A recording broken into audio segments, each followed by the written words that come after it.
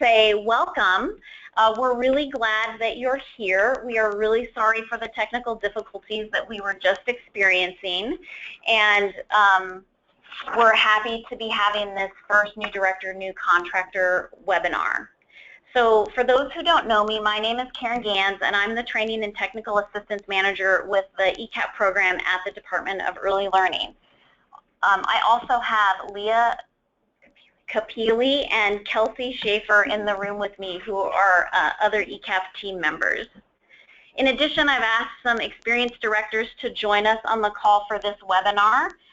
They are Joe Verano, Nancy Williams, Sandy Jones, and Stephanie Tinsley. Thank you very much for joining us today. And we're really excited to have so many of you on the line with us, asking questions, getting clarification, and helping us all learn together. So on your dashboard on the screen, there's a questions pane, and that is where you can type in your questions to us. Leah and Kelsey will be watching questions and feeding them to me, and we're going to try and answer those questions that come in as we can.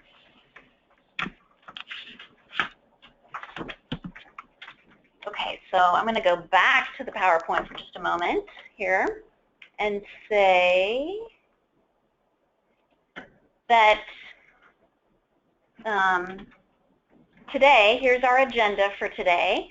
So I'm going to provide a brief orientation to the ECEAP contract. I'm going to talk about recruitment, the importance of recruitment, and tips for recruiting, monitoring, parent leadership, including Policy Council and Health Advisory Committee, and then I'm going to talk briefly about resources for you.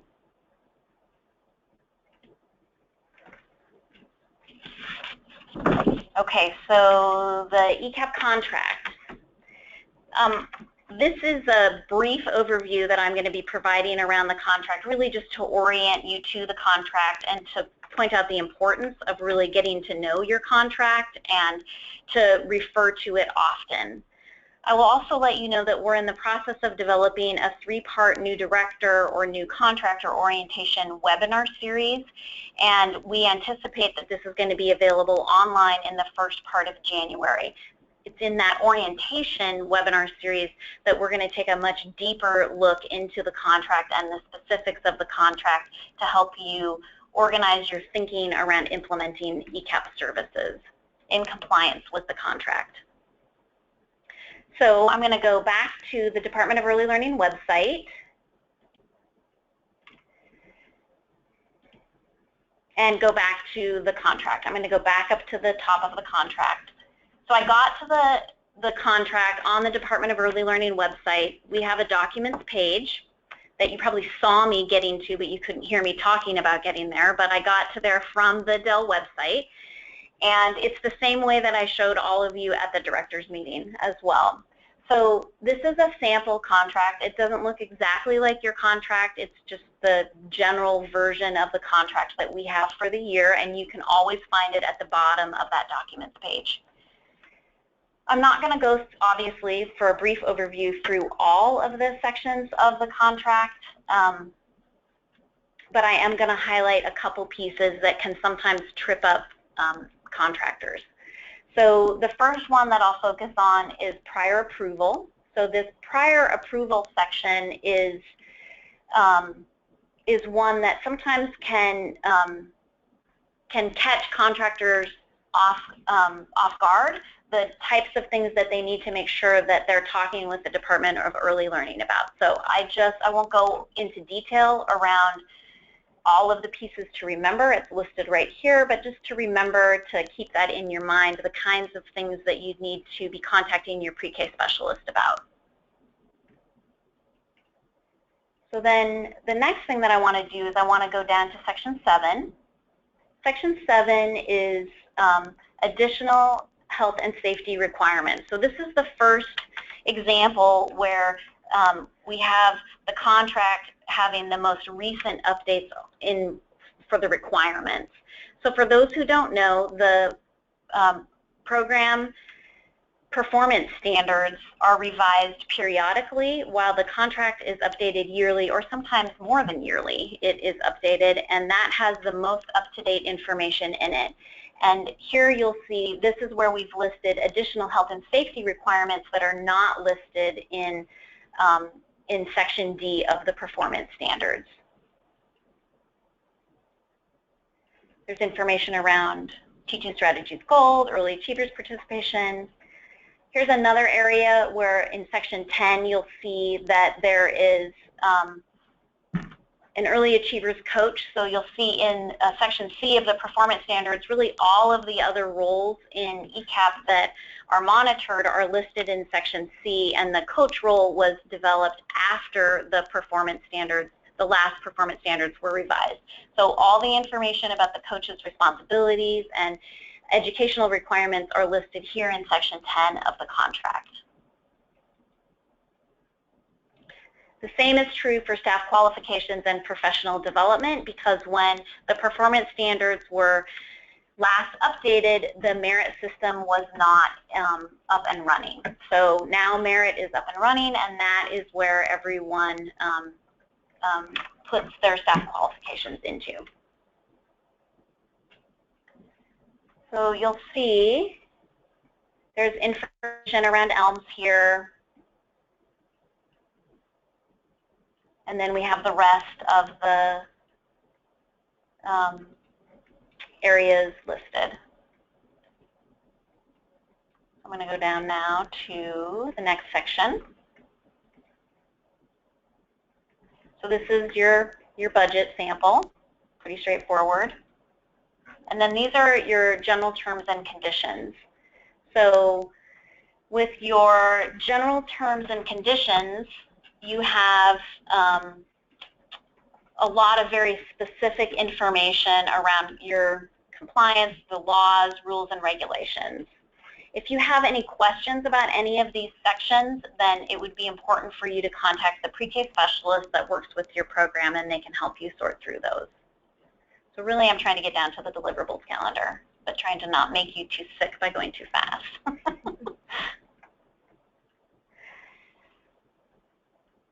There's a lot of rules here.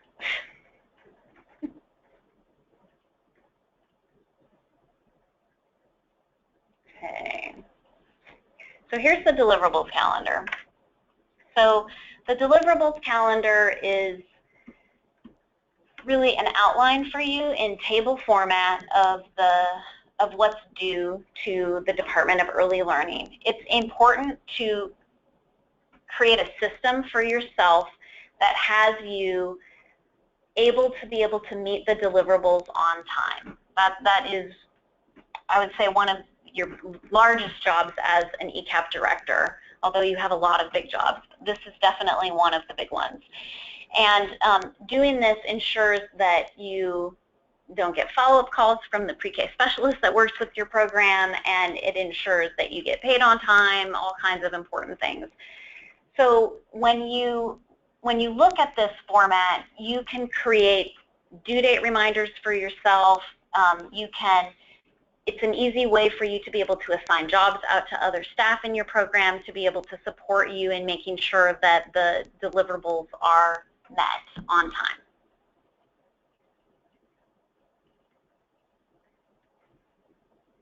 Okay. So then the next part of the contract is the performance standards. And the performance standards, of course, are listed someplace else. I'm going to go back to the website. Oops, I guess I'm not. Let me go back here. And you'll see that the current ECEAP performance standards are listed right above the contract. So you can open those.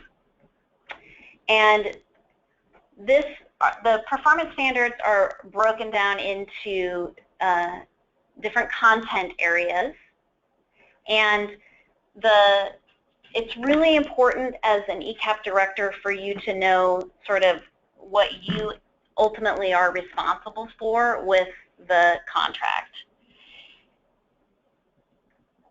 Oftentimes when you talk with a pre-K specialist on your contractor call, they have the contract in front of them, and they're pulling up information and they're referring to it when you come to them with a question. And really it's a great practice for you to get to as well, to really use it as a reference guide for yourself when you're trying to answer questions within your program. And then when you can't answer the question, bringing that question forward to the pre-K specialist that you work with. It's important that you understand all the contract provisions and exhibits, ask questions or help when you need it, and to ensure that all of your staff are trained and knowledgeable on the ECEAP standards. And training on ECEAP standards can happen in a variety of ways. There are some programs that have a large sort of welcome back to the fall training that they'll do, an all-staff training, and then they will review performance standards during that training time. Lots of other programs do it as they're providing work during the year. They'll sit down and they'll reference the contract together to try and answer questions, but to really figure out what's going to work best for your program is what's most important, and then to make sure that you are referencing it and using it regularly, and that your staff are also referencing and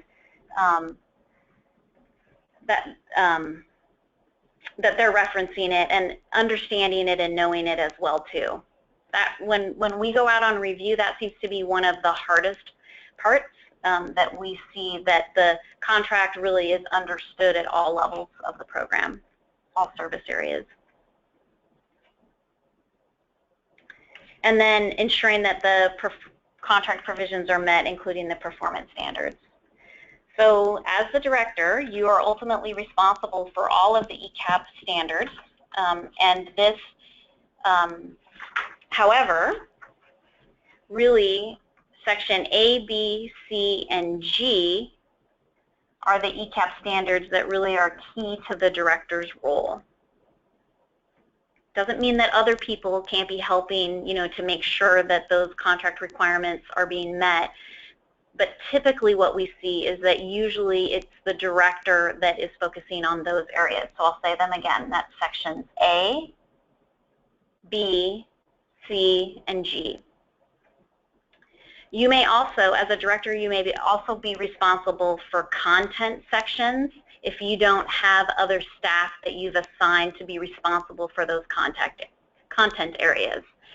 So some programs have managers or coordinators that are assigned to those areas, and those people are responsible for that information and then report that information to directors. Other programs don't have that kind of infrastructure, and so the director is also responsible for those areas as well. So that includes section D, our health section, section E, early childhood education, and then section F, family partnerships. All right, I'm going to go back to the presentation now. Back here. So there's my brief overview of the contract, maybe the fastest overview ever of a really complicated and complex document, and I promise that there will be more specifics coming later around it. Really, what's most important for you to get from this this webinar today and that overview is to really just get to know and love your contract, just like we do, and to be able to create an atmosphere of, I guess, curiosity around it and regular access to looking into and checking out the requirements that are listed there. Really, the programs that do that the most often are the programs that have the most success when we're out providing monitoring on site. Okay, so I'm going to stop. It looks like we have a question. Okay, so I don't know that I understand Mary Ellen's question. Thank you, Mary Ellen, for typing a question in. So a deliverable. So let me go back to the contract here really quickly. See what I can find.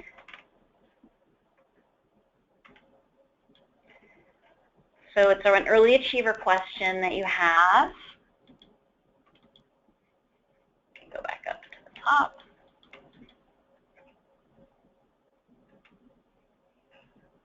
Early achievers. So deliverable of level 4 is 12 months from enrollment. Hi, so Mary Ellen, I just need some more information. So if you could type in a little bit more information about that, then I can try and answer that a little bit later in the webinar. All right, back to the slideshow.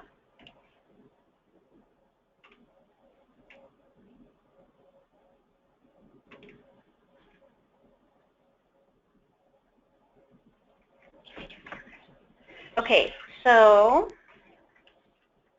let me go back for a second, sorry here. Okay, so now we're going to go to recruitment. So one of the main differences between ECEAP and other early learning services is that you don't wait for families to come to you. Instead, you make sure that you're seeking out the most eligible families. So I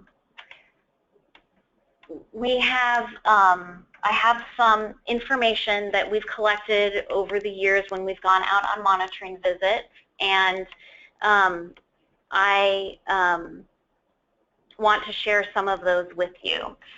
Really, the programs that seem to have the most success are the programs that are frequently asking themselves how they could be reaching more families, even if they're full, because when they're doing that, they're ensuring that they're serving the most needy families, and they're ensuring that they have a robust waiting list, and that ends up really making a difference in when they're trying to fill slots. So here are some of the ways that programs have let us know that they're recruiting families. So they really plan around this. They take some time to think about their community. So they make sure that they know the changing makeup of their community.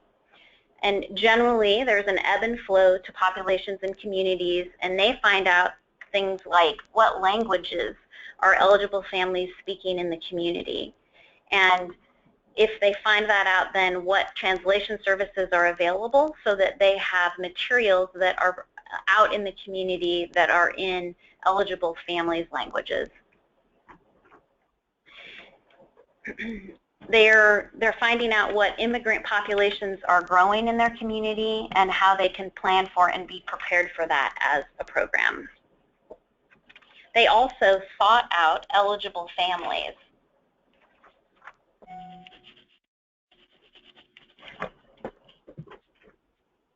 So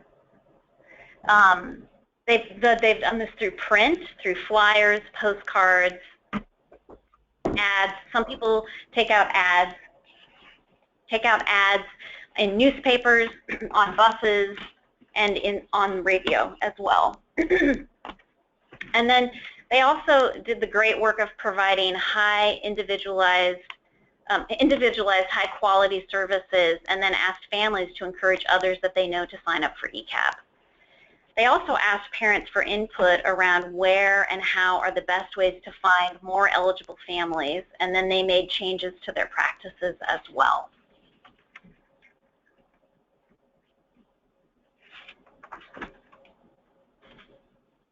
In addition, they built strong relationships with their local school districts to ensure that the schools know about ECEAP, and then they will partner with ECEAP contractors around children who qualify or may qualify for an IEP. They also made sure that they attended meetings with community partners. So a lot of times what ends up happening with programs is they know that it's really important to connect with schools, that that's an automatic early learning partner right there that really fits into the continuum of care for children and families around their education. And then they also sought out other ways to be able to meet with community partners. So it's important to make sure that you're connected in your community. A really great place to start is to make sure that you know who's participating in your early learning coalition, and that you're participating in your early learning coalition as well.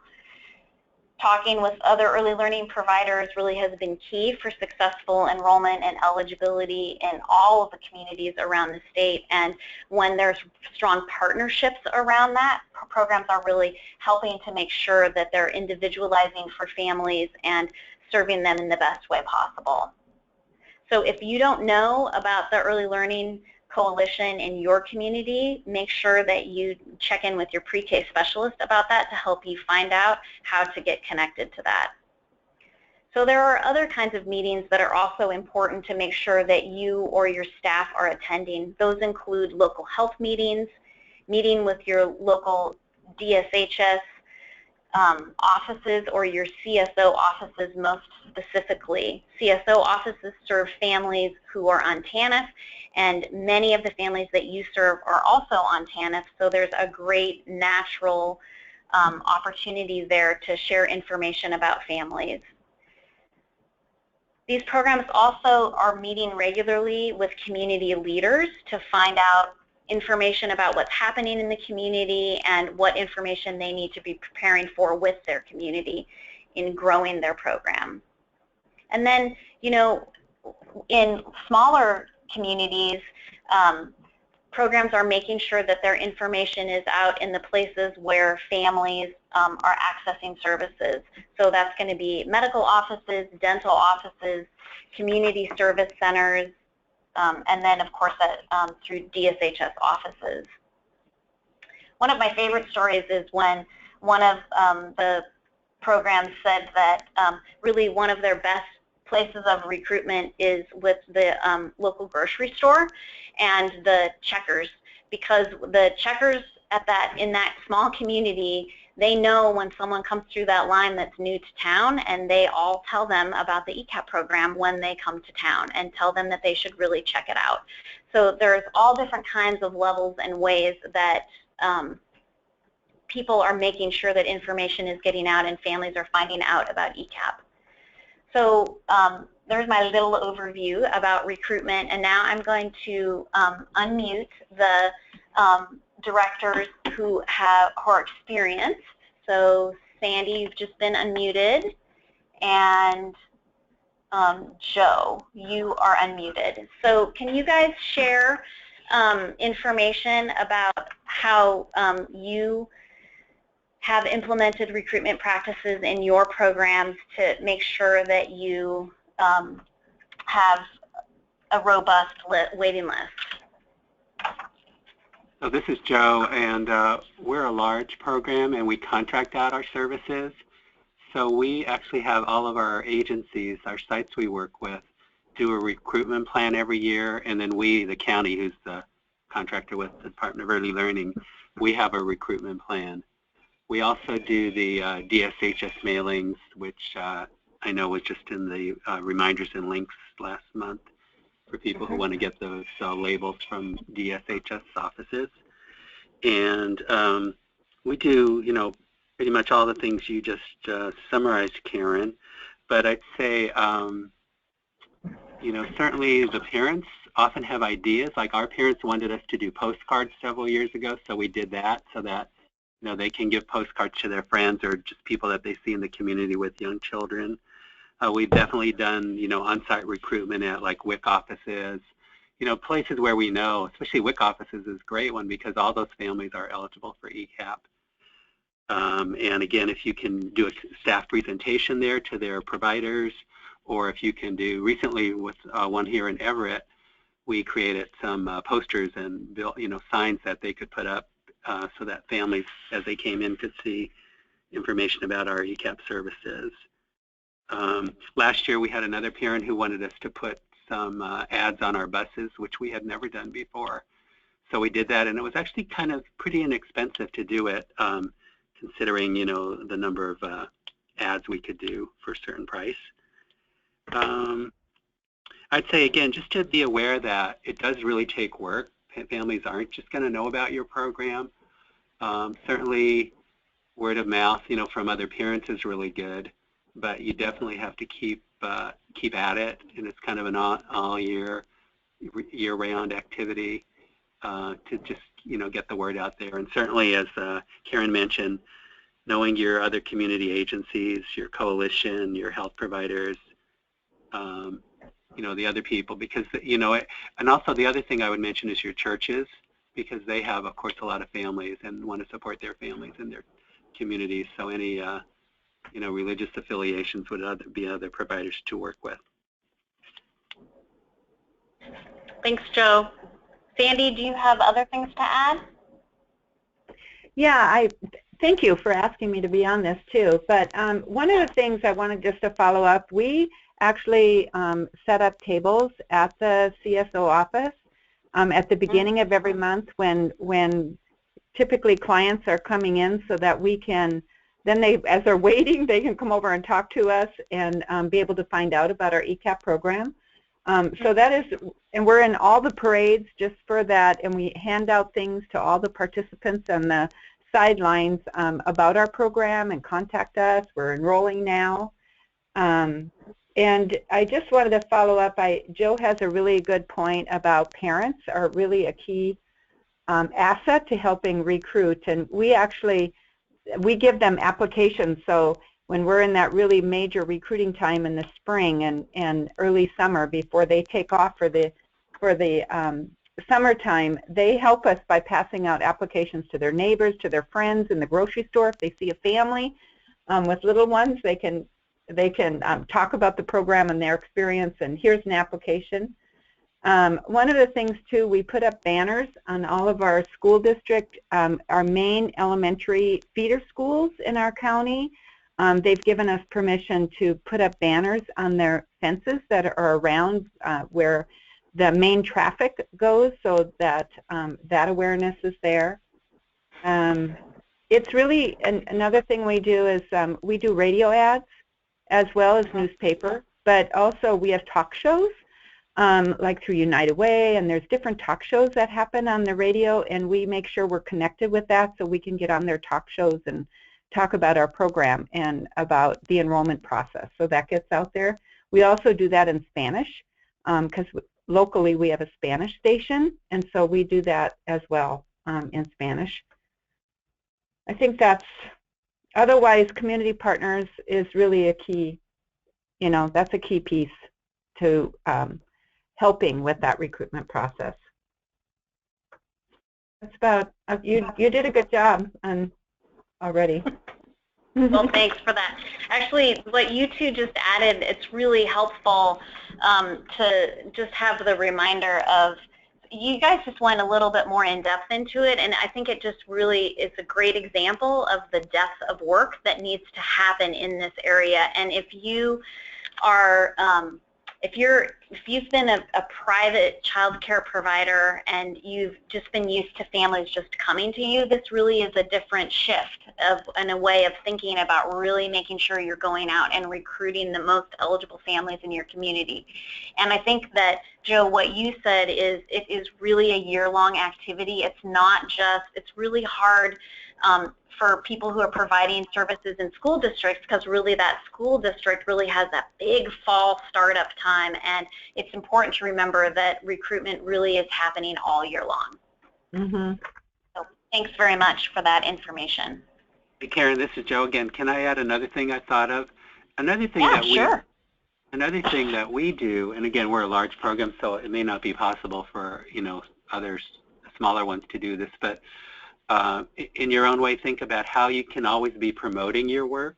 So we do like a countywide newsletter like 3 times a year that we send to our partners, and actually it's a newsletter for parents, but we also send it to our partners, you know, the health agencies, the school district superintendents, whoever, just to keep our stories out there so that they're aware of our services and that they're seeing the good work we're doing, because I don't think you can ever underestimate, you know, you want people to think positively about your services, and as, you know, if they think positively, I think there's more likelihood if they run into a family with the preschooler, they'll actually say, oh, did you know about the ECEAP program? They might have some services you might be interested in.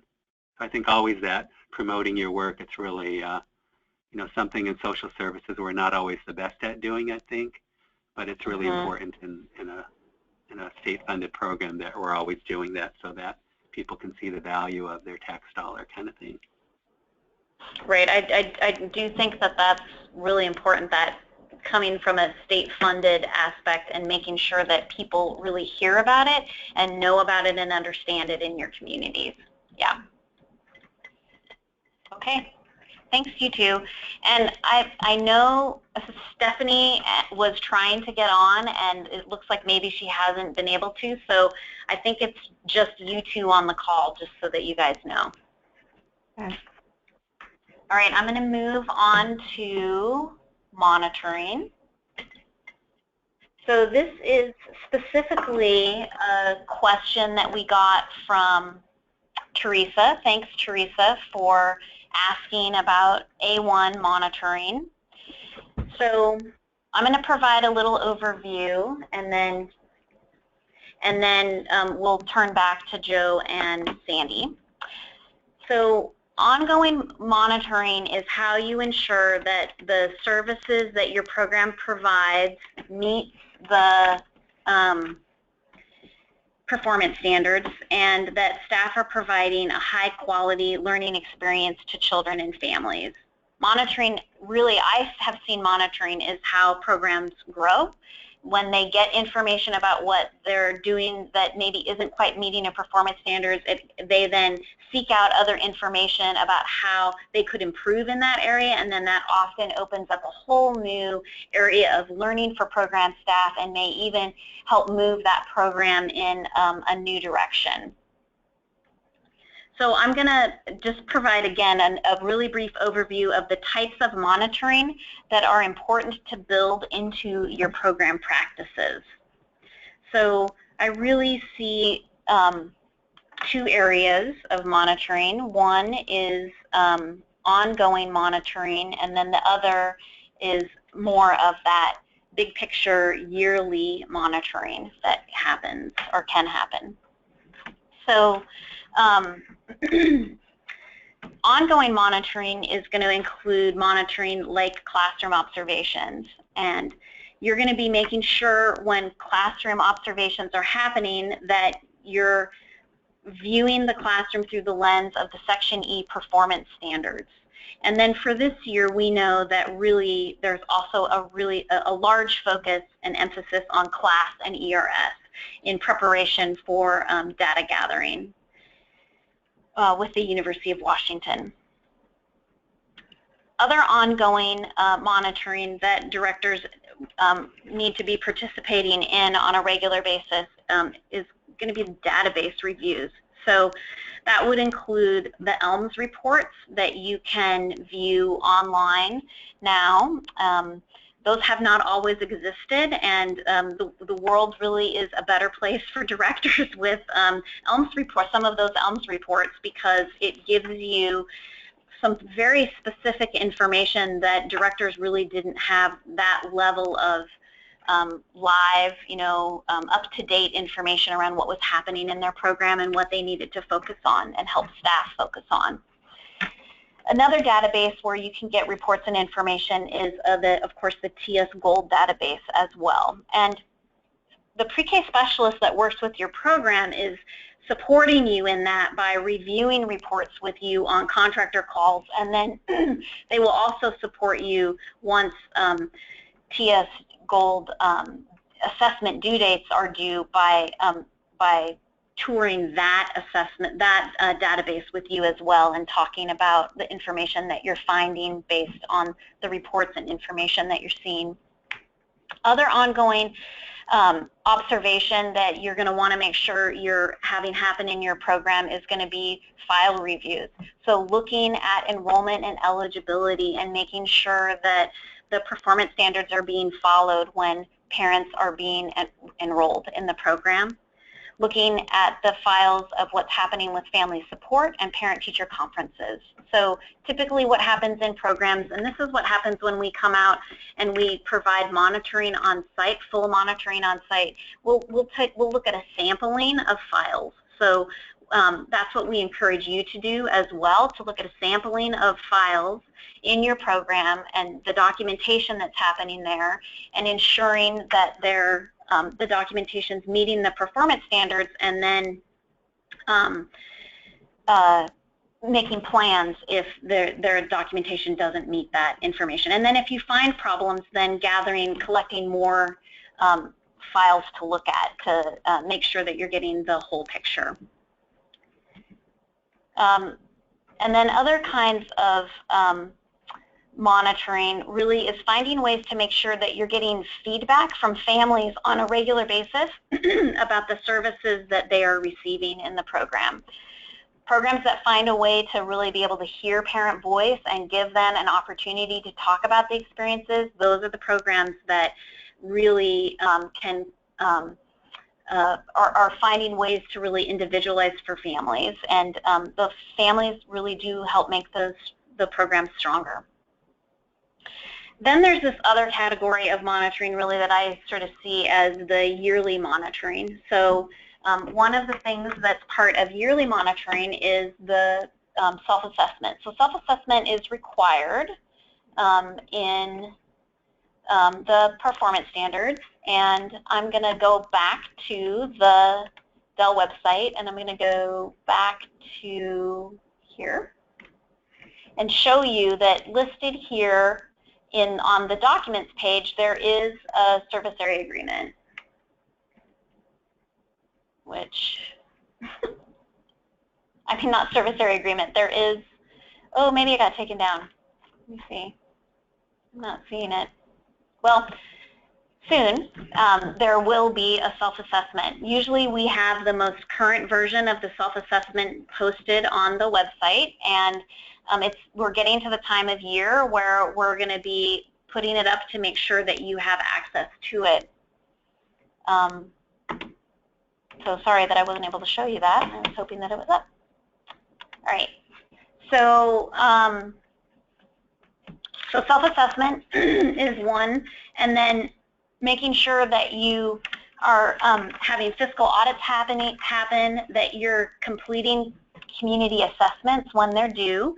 And really what I'll say, especially for smaller programs, is that you really work with your partners around completing your community assessments. So there are lots of people in your community who are completing community assessments, whether they're an early learning provider or they're providing some other kind of service in your community, and getting to know those people and sharing information together will help you to be able to have the information that you need to complete your community assessment. Other yearly monitoring really is checking staff qualifications, and what that mostly means is that you're making sure that the staff who don't meet qualifications are making progress on the professional development plans that you have set with them, and that you are making sure that updates are happening to those at least yearly.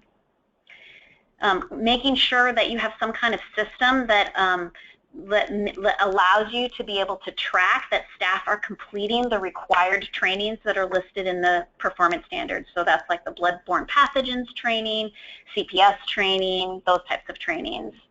And then I'm just going to talk briefly and just add in here making sure that you're monitoring that coach role. That's a new role, and you want to be able to monitor that the coach is and all your, as part of all of your staff, that they're meeting the requirements of their job role. So really what I have always told directors is that it's important to create a monitoring system of all of the sites that provide ECEAP services that allows you to feel as comfortable as you can as the director that all of the sites, regardless of the model type, are meeting the ECEAP requirements. The monitoring that is completed in programs really differs from contractor to contractor. It depends on the infrastructure. So Joe talks about his large program that he has, and that program, because it's a large program, he has a number of coordinators. He has a large infrastructure that allows him to have staff go out to sites and complete that monitoring. For smaller programs, you have to think about how you can do that in efficient ways that allow you to be able to make sure that you feel comfortable around the services that are being provided. So really what that means also is that how often the monitoring occurs really is up to you. We leave that up to each program to decide.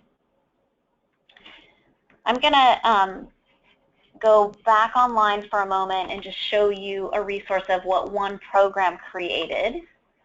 And I'm going to just type it in here real quick. So ESD 113 is one of the ECEAP contractors, and they have very graciously listed all of their forms online.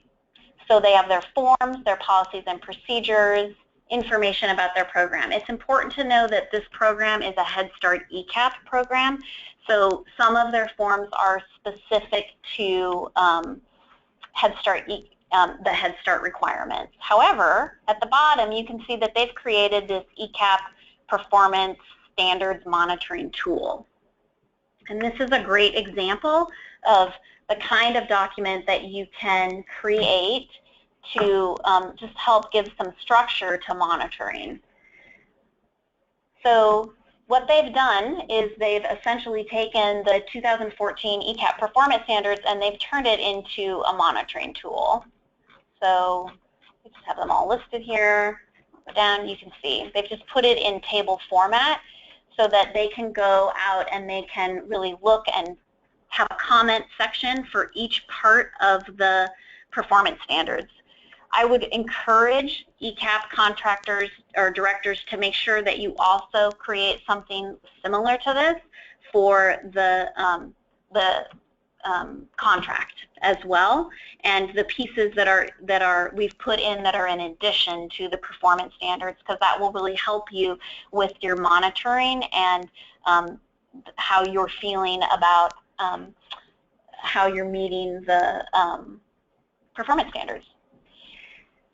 So I'm also just pointing ESD 113's website out because they really have listed a number of really great documents that they use in their program on a regular basis, and these documents are free for everyone to use. It's a great resource, and so you can create some documents that you may need in your program using their documents as a starter and then individualizing it for your own program.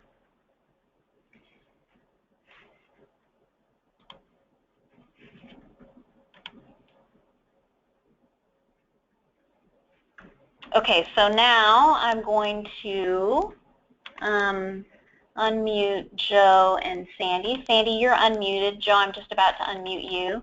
What additional things do you have to add around monitoring? Hey, Karen, this is Joe, and Stephanie actually is on the line, so if you want to unmute her. Oh.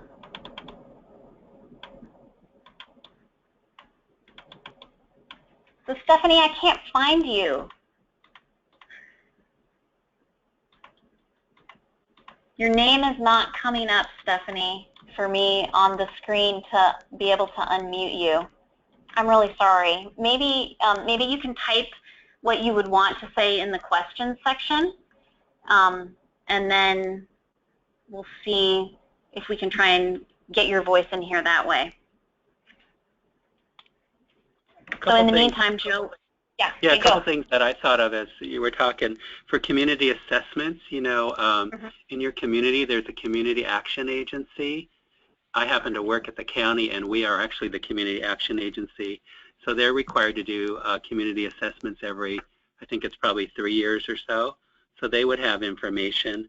Also, your health district, health provider, or the public health agency in your county would have information about the community needs, and also probably your government. Since I do work for a government, I know that we have a lot of information about community needs. Your school district for sure would have information about, you know, school graduation and poverty and all those kinds of information, kids scores on different tests.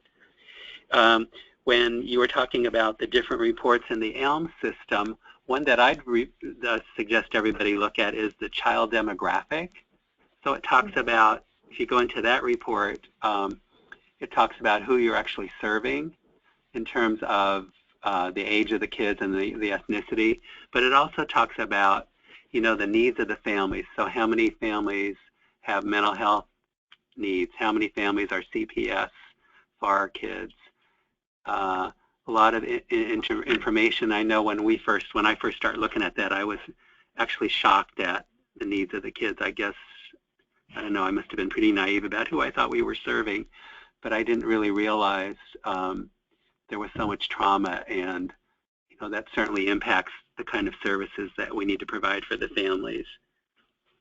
Other thing that we do is we have all of our staff, each of our agencies, track our training, and the staff that work with me. So it's a way for us to make sure, as Karen was talking about, the different trainings that people are required to do. It's a way for you to track it, and we actually have people submit that to us twice a year. So they submit it in December and then again in May. So it's like, we can see as we're halfway through the year, are they making progress in terms of attending professional development and their individual progress. Let's see. The other thing I would say is, in terms of, Karen had talked about getting feedback from the families. And so there's actually a company out of California, if you're interested, and I could give you more information. It's called CCR, but we've been using their form for the last couple of years, which is totally awesome, and it's very inexpensive to do.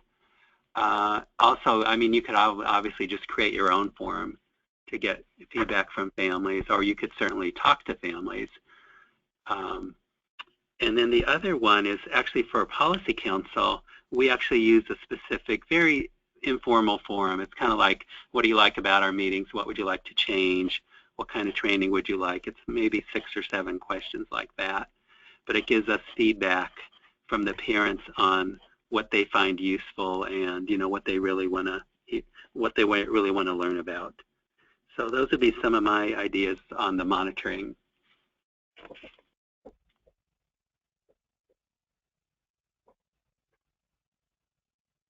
Shoot, I was on mute. Thanks, Joe. Sandy, do you have anything to add with monitoring? Well, I just wanted to say that we also have all of our policies and procedures, forms, everything on our website, on the Lower Columbia College website that can be accessed by anyone. If you go to Lower Columbia College and then there's a services section, scroll down, you see Head Start, hit Head Start, and it takes you right there, and it shows you on the left-hand side. Yeah. Oh, good job. Here you go. So under services, if you go services, Head Start, you see Head Start. And then you can see the reports and handbooks over to the left-hand side. And then it's all by, we have our newsletters in there. We also have our community assessment, if anyone wanted to see that on the front page there too. Yeah. So anyway, people are very welcome, obviously, to look at that. Mute again. I was having this conversation with you and I was on mute again. So really nice. So you've got your newsletters listed out. So there's samples of what newsletters can look like, what your reports and your community assessments are, and then information specific to different content areas. Yeah. Oh, great. Thanks so much for pointing this out. Yeah. We are always trying to find contractors who have information posted online that's accessible to all. Thanks, Sandy. Yeah, thank you for the Sound to Harbor, too. I'm going to look that one up. But the other thing I was thinking about that we do, and probably other programs do this, but it really helps me as a director. Every single one of our, like teachers, our family services people, managers, assistant director, they all do an end-of-the-month report. And that end-of-the-month report, so we're looking at program-wide. It's consolidated by me. Everything's turned into me, and I consolidate this report so I can look at it from a program level, and that's shared with Policy Council, and it's also shared with our Board of Trustees of the college every month. So we can have that quick view of our entire operation, and that includes Head Start, ECEAP, and Early Head Start as well. So that's been really a valuable monitoring piece to do, to see where our glitches are and to celebrate our successes. So that's one thing. The other thing is we do, staff do end of the month health and safety, because obviously that's a huge piece of making sure our kids are healthy and safe in all of our centers. And so that's looked at really in detail by the managers. It's turned into them. If anything with that arises, it comes to me as the director to be able to see how we can problem solve in different situations at different classrooms. Joe also mentioned that professional development plan. I think that's a really important piece of developing that with each staff member, knowing where they feel their training, their professional development needs to be, but also we relate that to also the end of the year evaluations that we do, and those kind of things that to increase their expertise in certain areas. But otherwise, you pretty much covered a lot of it. Self-assessment's critical. Obviously, we do that every month, or every year, but that's a piece. Yeah, and I really, it's the programs that seem to experience the most growth or are able to make the most impactful changes are the ones who really use the self-assessment really to look at their program and to use it as a way to identify what practices they maybe need to change or update or individualize more. So, yeah. Hey, Karen, this is Joe again. Yeah. So another thing I'd emphasize for the new folks is definitely look at those ELMS reports, you know, the attendance and the well child and dental exams, your TS Gold checkpoints, because when you have your calls with the Department of Early Learning, you know, that's the data that they're seeing. So they're definitely going to be looking at that. So it'll do better for you if you're prepared when they start saying, you know, tell us about these checkpoints or whatever. And then the other thing that we do, and I don't think it's a requirement, but it's a system we set up, that we actually have our staff who are on professional development plans. We require that our sites do quarterly observations of those staff. And basically the purpose of that is to make sure people are taking the classes or, you know, doing the training that they're required to do to get the credits that they need in early learning, but also to give the staff people feedback on their work, so that, you know, if somebody's taking an art class or whatever at the college, that we're seeing the impact of that learning in our program, and that staff can get feedback on that. So it's not just done in isolation from, you know, your early learning position that you have in the ECEAP program. And then Karen mentioned that the early learning coach, which is a new role in ECEAP in the last couple of years, you know, that they're required to do webinars and other activities, and so that seems to be a new big focus for the Department of Early Learning. So just to make sure as you have your coach in place that, excuse me, you're, you know, you're monitoring what they're up to and how that work is going. Thanks for that additional information, Joe.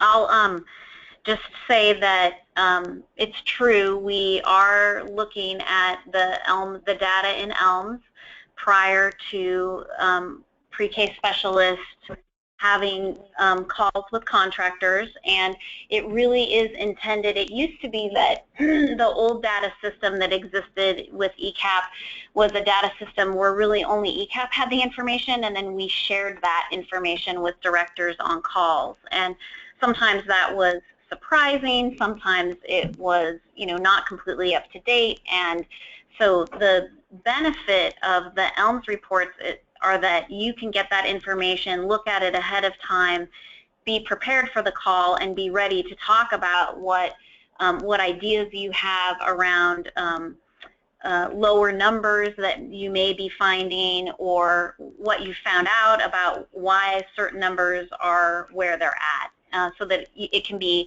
a conversation that you're exploring together with the pre-K specialist.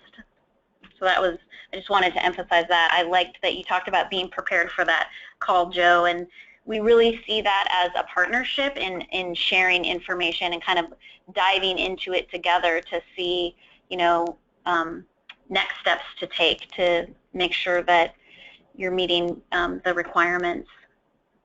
And then thanks for sharing the idea about the quarterly observation of staff on PDPs, because that's just a really nice way to really keep it alive and keep them inspired, because it can be hard, you know, when you're working to be going back to school, and so it's really great that you have included that additional support to let them know the benefits that you're seeing with what they're learning in school. And then Sandy, I just wanted to speak to your end of month report, and I know that not all programs are going to have staff who can give them reports to be able to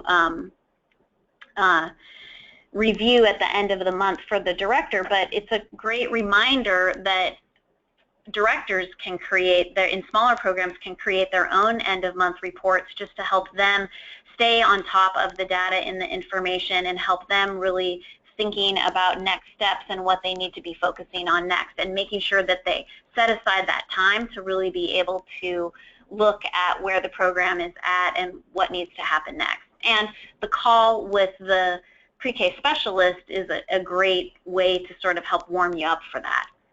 Mm-hmm. Hey, Karen, can I add another thought I had? Absolutely. So, you know, I think as new contractors, it's also important to be aware that this program is highly visible to the legislature. And so you'll hear that, you know, from the Department of Early Learning, we need to report how many kids are enrolled, or, you know, how many kids have their well child exams or whatever. So as you're doing the work and communicating really to your own staff that this program has received a lot of extra funding in the last 5 years. And so there's high visibility. And so just to be aware that there's always going to be, you know, that emphasis on, you know, we need to get accurate information to our legislatures, because they're the ones who decide on funding, and we want to make sure that we're doing the best that we can do at the time, you know, we're reporting. So I think as directors, it's important on us that we realize that we have that accountability back to our citizens in our state to give these kids a great program, because that's what we're here to do. Mm-hmm. Okay, thanks so much for that. And Stephanie, we're not seeing anything come in from you, which probably we wouldn't be able to because your name isn't showing up in the list of attendees. And so I'm sorry about that. We'll make sure, don't worry, there's going to be 2 more, so you'll be able to participate and we'll be able to hear your voice next time. All right, so now I'm going to go on to what really is supposed to be the slide that says parent leadership, not policy leadership. So I'm going to just change that right now. Oops, no, I guess I'm not. All right, so parent leadership. So there really are 2 places that I'm going to highlight parent leadership for today. There are lots of different ways that parents can be leaders in the program. Parents can be leaders in the program when they're volunteering in the classroom. They can be leaders in the program when they're helping a teacher prep materials for the classroom. They can be a leader when they're coming to a parent meeting at one of your sites. And then they can also be a leader and learn about leadership through Parent Policy Council. Oh, there's another typo. Parent Policy Council and the Health Advisory Committee. So these are what's most important, I think, in this is to really be thinking about how you can make these forums easily accessible to families and have them be encouraging and inviting. Because once you get families there, they really want to be there. It really is just that initial idea of getting families there. So I'm going to do this section differently than I've done it in the past, and I'm going to turn it over to Joe and Sandy to talk about what they have, what have been the key pieces for them in pulling together a successful policy council. Policy council. Joe, do you want me to take the lead? Yeah, your turn. Okay.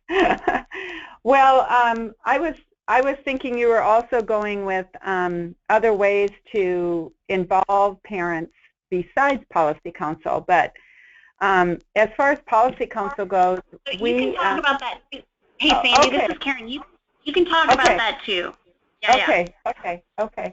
Well, then I'm going to start with that, because one of the things that we found really successful in our program, we have a lot of internal subcommittees to help us to constantly monitor our quality improvement of our services. And so we have parents on each of these subcommittees so that they can have parent input. So things like staff development, which is that professional development process, quality improvement committee to look at the overall quality of the program. We have a budget committee, we have a nutrition committee to look at our food services piece and menus and those kind of things. We also have opportunities for parents to be on our interview committees.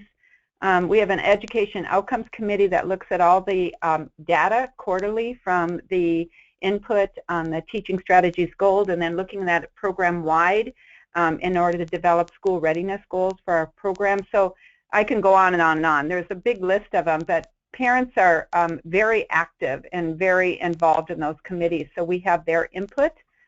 But as far as Policy Council goes, every one of our classrooms, we have a very large Policy Council. Every one of our classroom sessions, they elect, their parents in that classroom elect the representative to Policy Council, as well as an alternate for that representative. And so obviously there's training that happens with all of these parents on our Policy Council. Plus we have 6 community representatives on Policy Council. And so our Policy Council is like 32 to 36 members that meet once a month.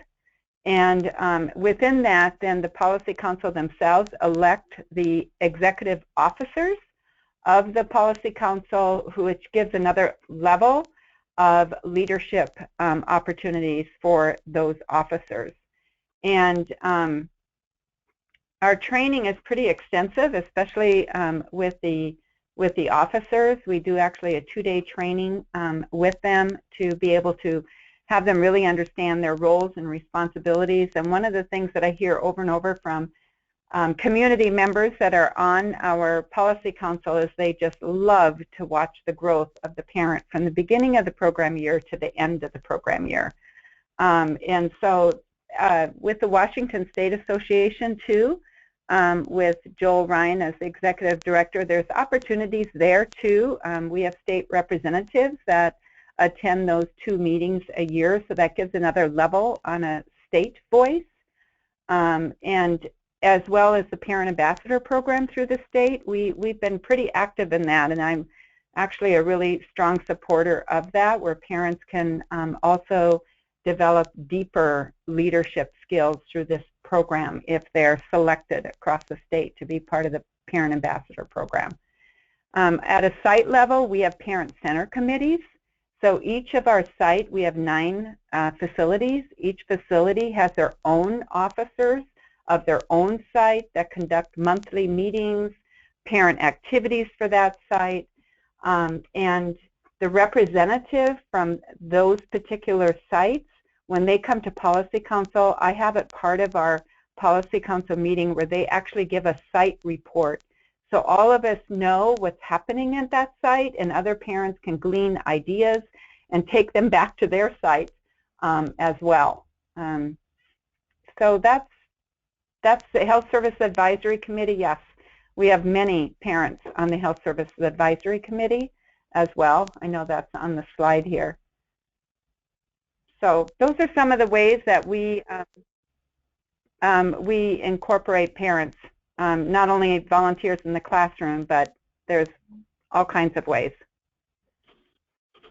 Thanks for all those great examples, and that idea of creating subcommittees so that really every parent who has an interest in being involved, my guess is that with all of the subcommittees that you've listed, there are lots of opportunities for parents. So no one would end up feeling left out, because there's a place for everybody to volunteer in addition to volunteering at the site where their child is located. Exactly. Yeah, nice. Thanks for sharing that. Joe, do you have anything you want to add? I think, what Sandy talked about is a really wonderful example of institutionalizing family engagement and, and inviting people to share their talents and skills. And I think in the ECEAP program, that's what we run philosophically we want to be doing. It's just making sure that families feel welcome and inclusive and part of the program. And I think, just some of the little learnings that I've had, Sandy talked about the site reports. We also do that at our policy council, and the parents love that. So again, you're giving people a chance to speak in front of other people. They love to talk about, they bring in their kids' art and their kids' pictures of the kiddos so that they can share the good work that the kids are doing in the program. So I think it's a really vital part of a policy council meeting to allow families to do that. I always talk about, and also just setting up your own culture for those meetings of, we're practicing this stuff because most of the parents have never been on a group like that before. So I always kind of remind them, hey, this is just practice. When you get into school, you may be on the PTA, you might be on other committees for the school. So this will give you some practice to be doing that because as people, we've never done this before. Why would we think we're like experts? And even when we elect our officers, I always say, nobody's done this before. I've never been the chair before, but here's a chance to practice doing that. And you're in a group that's safe, confidential. We're not judging people by how they speak or anything. So I think the more that we as the leaders can really set the tone of what this will be like and just giving parents a lot of different opportunities. Obviously, Sandy's program is awesome in that way. All the different committees. We have several committees and to try to invite parents to join those. And also to do, we try to do personal invites to people. So if a parent volunteers to be on a committee, because most of the other people will be staff, it's part of their jobs, maybe to give them personal calls and remind them about the meetings. Another thing we try to do is to send parents to training. So again, if you think about it for our families, they may not even know what a training is really. They've never been to a training. So when you invite a parent to a training, I can tell you personally that when I do that, you can just see their body language changes. They're kind of glowing because it's like, oh, he's the director of the program and he thinks I know, he thinks I'm smart enough to do this. So again, even if people can't participate, I think if you think of what it means to somebody to have that personal invitation from you as the director or from one of your staff, because they see us as really important people. I mean, we're kind of on pedestals. We're the people who have influence over the budget and what's happening to their kids, and they get that right away. So again, I think, just to really be aware of how what we say to people and what our staff says to people really is very significant, and we really need to be aware of that significance. Another thing we do at our meetings, and again, I always think about attention to detail is really important, I think, in these kind of programs. So at our meetings, we have like nameplates because our parents don't know each other. And it's similar to what Sandy described. They're from different schools. So they don't see each other every month or every day. They see each other like once a month at this meeting. So to have nameplates, it also professionalizes the whole experience for them. Also, just to have, as Sandy described too, we give reports to the parents. We explain things. Again, and I always use that word with them, this is practice. This is practice in our life. So I think, just kind of making it a fun, enjoyable experience and something that, I always think back to my own meetings.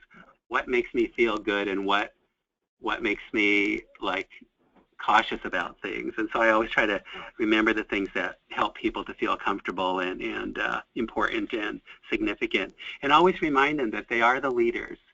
Sometimes at our last meeting, for example, we did a little icebreaker. And I just passed around a little description of things that parents can do with their kids that were good parenting skills or whatever. And I just asked parents, as you're introducing yourself, pick one or two out of here that resonates for you as a parent. And it was really cool because there were things on there like, share a meal with our children, with my children. So there were different activities that families could do as good practices. So it was interesting to hear these parent leaders describe what they did with their families that was significant. And at the end, for me, it's always an experience of going like, wow, these people are awesome parents. These people they are committed to their kids. And again, for them to hear that from each other is, again, just, I want to say, like reinforcing that whole culture of spending time with your kids and how important a role that is for you. Because I think in our culture, we don't always hear that, especially I think for low-income people. They haven't heard that as much as maybe you and I as probably people with more, more financial support and support in our own lives. Okay. I mean, I could probably go on and on because this is one of my favorite parts of the program. So I again, know. It's really significant. And the other thing I would share, one last thing is, sometimes having parents lead different activities, like we have at our site level, we have coffee hours or whatever. So sometimes they have parents or do other trainings for people, things that they're interested in and that they have skill in, that parents can lead that. And what a great example that is, because that inspires other people to go like, oh, maybe someday I could do a little workshop of something for the other parents. Yeah. And my last thought really about all this is, so as a human behavior, if you think about gratitude, so when you experience something that you're grateful for, you want to acknowledge that. And I think in our programs, we should really give parents an opportunity to do that more. I know when we do our surveys, parents write quite a bit of feedback for us. And I always think about, like, why do they take so much time to write all this? And then I realized, well, because they're really grateful. Their kids are getting this service, and they know the kids love it, and they also feel really valued by the program. So again, I think as leaders, if we can figure out more ways to allow parents to express that gratitude, because with the kids, they hug us and they tell us in a physical way, but for the parents, sometimes I think we have to create more ways that they can do that in a non-intrusive for them way, in a comfortable way. Thanks so much for that, Joe. I really appreciate that.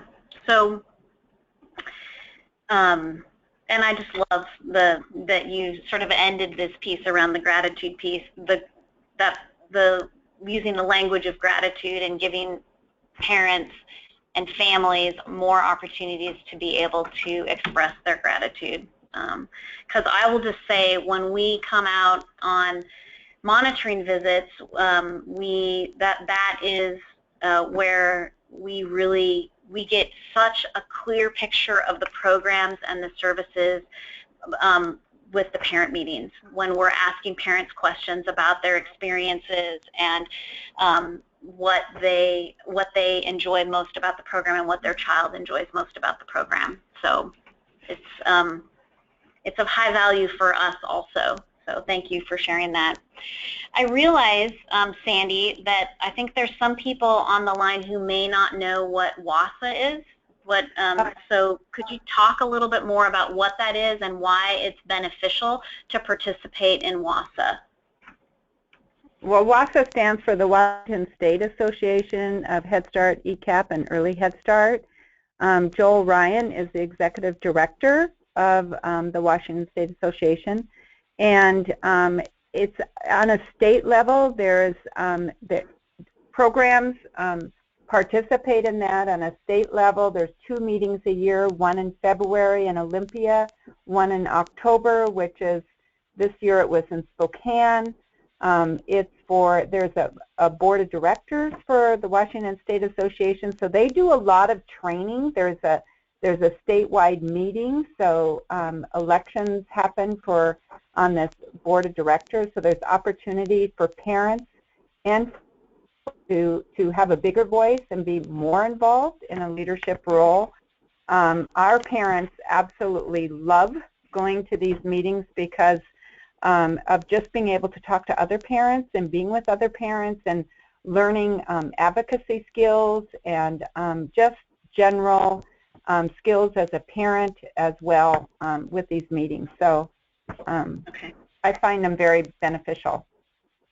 Okay, thanks so much for that, Sandy. And you can go, just to let people know that you can go on the website and Google them, and so to be able to learn a lot more about the Washington State Association. Okay, that's great. Thanks for that information. So one of the things that I'll just add to this conversation is that it's important to remember that you're hearing from two larger programs that have a pretty good sized infrastructure.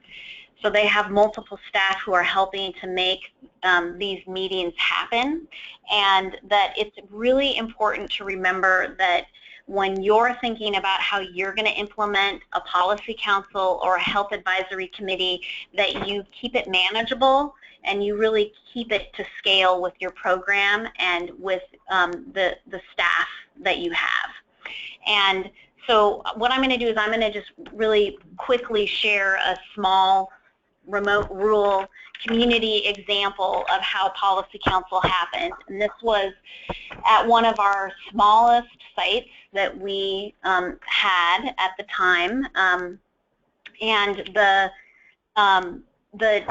teacher of the classroom was the person who was holding the parent meetings and was also responsible for Policy Council. So you see that's a really different infrastructure than what Sandy and Joe have just described.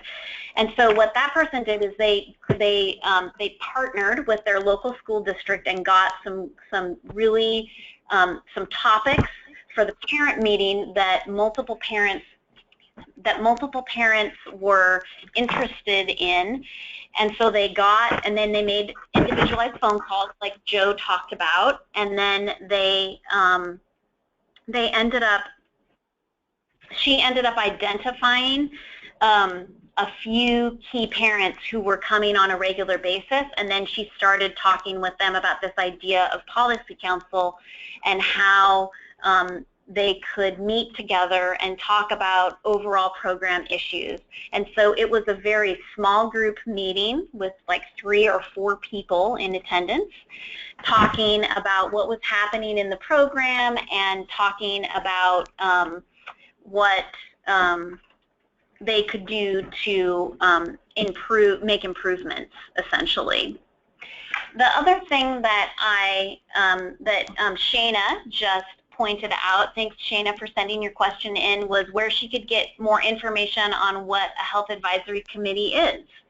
So health advisory committee is listed in section A of the performance standards, and you'll see here that it's right under community partnerships, and it talks about that it's a requirement for programs to establish this committee that focuses on health topics, and they're listed here, what's supposed to be addressed, and that you're supposed to meet a minimum of 1 time per year or more if your community needs more visits. More meetings to occur. So I will say Policy Council meetings are pretty individualized to each program. Health Advisory Committee meetings are, they are more broad to your community, although they will speak to your specific program issues as well. Health Advisory Committee is really the place for you to reach out to your other ECEAP, maybe even Head Start providers in the community, and to ask about joining together, creating a joint agenda, finding ways for both of you to be able to involve parents and families in participating in the Health Advisory Committee. And then also what this does is it makes it so that there's just one meeting for health providers to attend instead of multiple meetings that they may end up needing to attend if there's multiple providers in one community, which happens frequently. So I would say Health Advisory Committee is a really important place to partner with other people who have Health Advisory Committee requirements that they're planning to meet. It's a great collaboration opportunity. And one of the other things that I'll say that I have found is really important with any kind of meeting that you're going to have with parents is that if you have other languages that are spoken in your program, that you make sure that you have translation services available for all families to be able to understand the content that's happening in those meetings. And people do that through program staff and then through people that they identify in the community to provide those translation services. Okay, I'm going to go back to the PowerPoint real quick here, have us wrap up. So we have, what I want to tell you is that there are a number of resources. The first that I'm going to remind you about is your pre-K specialist. They are a resource and a support to you. Please ask them any questions that come up for you around requirements. Contractor calls, as you know, are scheduled monthly, but don't hesitate to contact the pre-K specialist that works with your program more often if you need it. The other thing that I'll say as a resource is your steering committee. Steering committee is the place that we have created where you have an elected representative, and this person represents really your area of the state for the most part.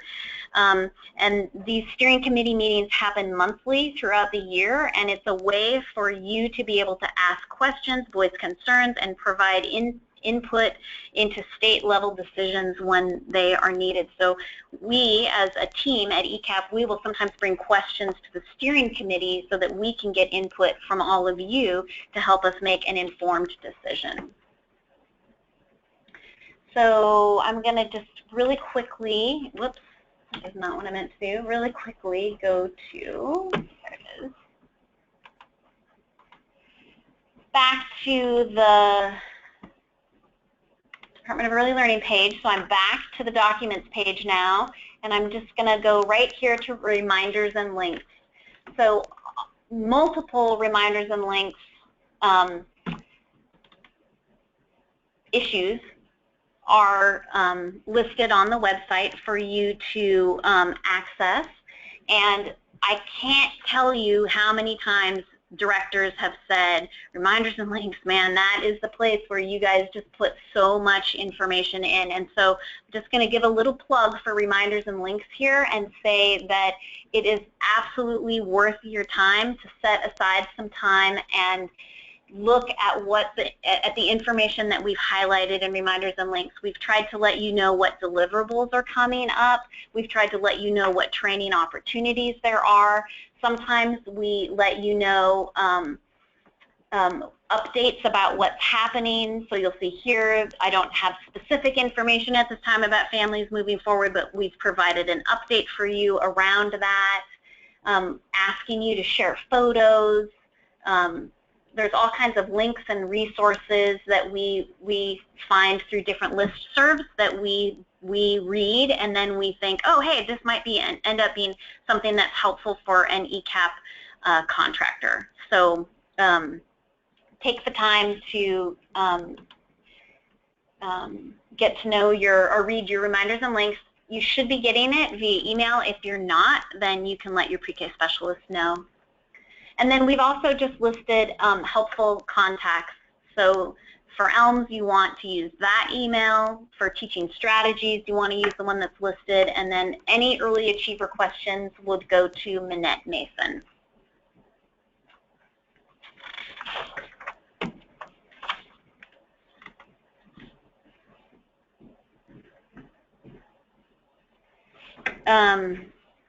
Okay, so we have another question. And it's from Shana. She's asking if they could work with the 0 to pre program that they have at their 0 to 3 program. Sorry, just making words up here. 0 to 3 program that we have with their school. And sure, I mean, there's no limitations around who you work with and how you collaborate and connect. Really, the skies are the limit for you and who you connect with and how you create meetings and opportunities for families to be able to participate and learn more and even collaborate together. So we are over our time, so I'm going to just keep moving through here. If you share additional questions, we will work on answering those. I want to just let you know that we have 2 more of these webinars scheduled for the year. The next one is going to be February 1st, and then the 3rd one for the year is going to be April 4th. And it's going to be the same time, 9 to 10:30 or 10:35, like it is right now. We hope we'll be sending you a webinar link when it gets closer to those to the webinar dates. And any feedback you have for how this information was for you, or any other questions that you have, and other additional information you would like us to cover on one of these webinars, please contact Tracy Kenny or myself at the email addresses listed above.